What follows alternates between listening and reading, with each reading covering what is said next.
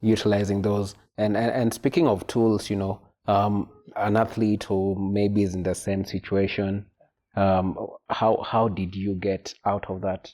What are some of the specific, did you use any psychology tools, or are there tools or things that, really helped you get out of, the tough moments of depression and realizing all these things as an athlete?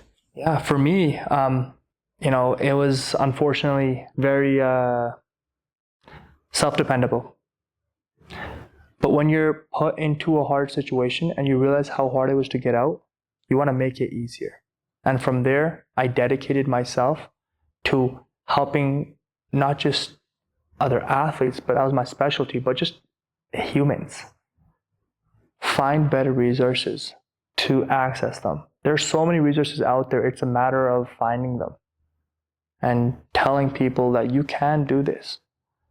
I was fortunate enough to be part of a very, very amazing experience at MRU, which was the after-hour peer support.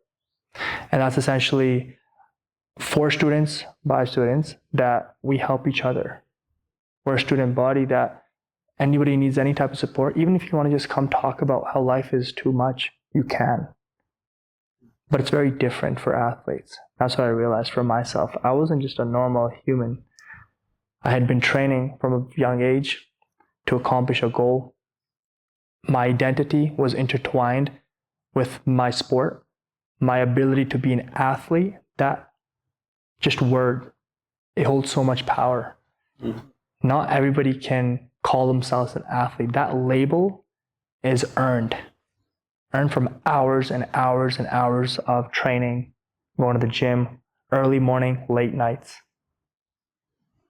And for me, I realized that I like to approach it differently. For athletes, we're told to push through it.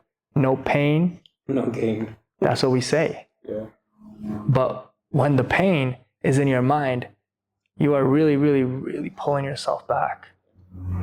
And it's that self-sabotage that we don't realize we're doing. And the implications are so much devastating than we realize, because the coping strategies and abilities that we define ourselves with today, we're going to pass along later on.